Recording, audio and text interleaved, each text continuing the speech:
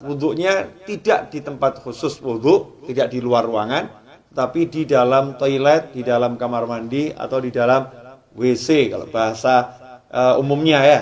Kira-kira seperti apa? Sah tidak wudhunya?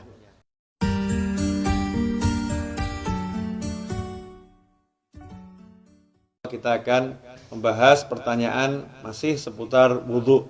Ini ada pertanyaan dari teman-teman tentang bagaimana hukumnya wudhu di kamar mandi atau wudhu di toilet. Karena tidak semua orang punya ruangan khusus untuk wudhu. Dan memang anehnya kita ini ya. Kita ini kalau bangun rumah ada ruangan untuk mandi, ada ruangan untuk masak, ada ruangan untuk tidur, ada ruangan untuk ngopi. Tapi untuk ibadah yang paling penting sholat, musola enggak ada. Kemudian fasilitas untuk sholat, wudhu juga tidak disediakan khusus. Ini kita kelemahannya. Menyikapi hal itu, maka timbul pertanyaan, kalau wudhunya tidak di ruangan khusus, ya tidak di ruangan khusus untuk wudhu atau enggak punya padasan. Kalau orang Jawa dulu punya padasan ya, gentong yang ada lubangnya di bawah, taruh di halaman untuk minum atau untuk wudhu. Kalau enggak punya seperti itu, adanya kamar mandi, adanya toilet, atau ketika di mall atau di pasar, wudhunya tidak di tempat khusus wudhu, tidak di luar ruangan, tapi di dalam toilet, di dalam kamar mandi, atau di dalam WC kalau bahasa umumnya ya. Kira-kira seperti apa? Sah tidak wudhunya? Kalau ditanya wudhunya sah atau tidak, maka wudhunya sah kalau memang syarat-syarat sahnya wudhu dipenuhi, kemudian hal-hal yang membatalkan wudhu tidak dilakukan, wudhunya sah-sah saja. Tetapi timbul masalah, orang wudhu itu ada sunnah-sunnah dan ada adab. Di antara sunnah-sunnahnya adalah membaca Bismillahirrahmanirrahim di awal wudhu seperti yang sudah dijelaskan. Kemudian nanti ada doa setelah wudhu. Dan ada adab-adab yang diajarkan oleh para ulama. Ada ulama-ulama yang menyusun doa-doa ketika basuh wajah, doa ketika berkumur, doa ketika membasuh tangan, doa ketika membasuh kaki, seperti yang dijelaskan oleh Imam Ghazali dalam kitabnya Bidayatul Hidayah. Jadi memang doa-doa itu tidak diajarkan Rasulullah SAW, tapi orang diajarkan untuk berdoa kapanpun ya. Apalagi kalau doa ini dari para ulama. Lantas bagaimana kita mau membaca doa di dalam kamar mandi? Atau kita mau membaca Bismillahirrahmanirrahim sedangkan di dalam kamar mandi. Sementara kita ketahui Nabi kita Muhammad SAW mengajarkan agar kita tidak membaca lafzul jalalah, asma Allah, atau ayat-ayat Al-Quran, atau doa-doa di dalam toilet, di dalam kamar mandi. Emang apakah ada sumber hadisnya? Ada. Kita semua tahu baginda Muhammad SAW itu punya cincin. Ya, punya cincin. Khatiman min fiddah, dari perak. Rasulullah punya cincin dari perak, yang cincin itu fungsinya sekaligus sebagai stempel. Ya, fungsinya sebagai stempel. Dulu Rasulullah SAW tidak punya cincin, tidak punya stempel. Tapi ketika sahabat mengatakan, nih raja-raja yang pembesar-besar non-muslim itu kalau dapat surat, tidak ada stempelnya tidak mau terima. Ya, mereka tidak akan menerima surat kalau nggak ada stempelnya. Rasul pun mengikuti, kalau begitu buatkan saya stempel. Ya, buatkan saya stempel. Maka dibuatkan stempel, bunyinya Muhammadun Rasulullah. Ya, Muhammadun Rasulullah. Jadi Allahnya paling atas. Berupa cincin dari perak.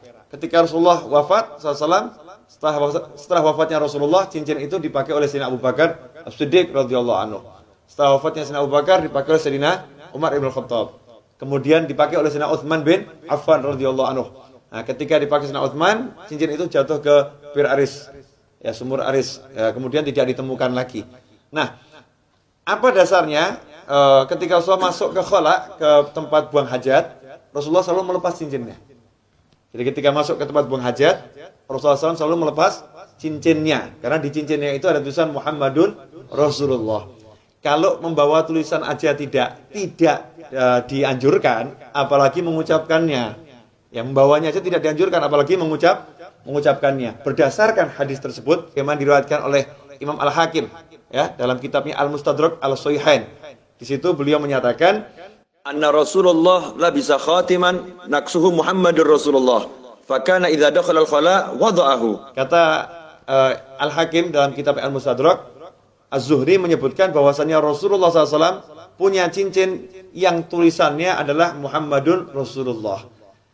Idza dakhala al-khala' wada'ahu. Kalau masuk ke khala, ke toilet, Rasulullah SAW selalu melepaskan cincinnya tersebut. Hadits ini sahih menurut ya syarat Imam Bukhari dan Muslim, tapi tidak dicantumkan dalam kitab hadis Bukhari maupun Muslim. Maka ditulis oleh Al-Hakim dalam kitabnya Al-Mustadrak yang disusulkan ya. Ya hadis-hadis yang disusulkan. Sebetulnya menurut Bukhari dan Muslim sahih, tetapi belum atau tidak dicantumkan dalam kitab Bukhari maupun kitab Muslim. Nah, hadis ini menunjukkan memang kalau masuk kamar mandi jangan bawa tulisan yang mengandung nama Allah atau nama Rasulullah Shallallahu Alaihi Wasallam. Dari sini ulama kemudian mengambil kesimpulan kalau membawa tulisan nggak boleh, apalagi membacanya. Bukan haram ya, tidak boleh dalam arti tidak beradab atau kurang sopan. Karena itu seyukyanya jangan berwudu di toilet, seyukyanya. Cari tempat wudu yang memang betul-betul untuk wudu. Kalau tidak adanya toilet, barulah silahkan wudu di toilet atau di kamar mandi atau di WC. Tapi kalau wudu di kamar mandi, toilet atau WC, jaga adabnya. Apa adabnya itu? Ya satu, jangan membaca asma Allah. Cukup dibaca di dalam hati. Lantas bagaimana dengan doa setelah wudu? Ya doanya dibaca di luar kamar mandi. Jadi selesai wudu langsung keluar baca doa setelah wudu. Atau bismillahnya dibaca di luar dulu. Bismillahirrahmanirrahim, masuk langsung wudu juga. Nah, dengan begitu maka sunnahnya tidak hilang. Tetap bisa melaksanakan sunnah-sunnah yang dianjarkan oleh Nabi Muhammad Sallallahu Alaihi Wasallam. Insyaallah sedikit ini barokah. Dan jangan kemudian jadi jalan justru. Oh berarti wudhu di toilet gak apa-apa. Oke deh, kita wudhunya di toilet aja ya. Jangan seperti itu. Usahakan wudhu di luar toilet agar bisa melaksanakan banyak sunnah. Kalau memang terpaksa baru berwudhu di toilet. Wal afu minkum. Wassalamualaikum warahmatullahi wabarakatuh.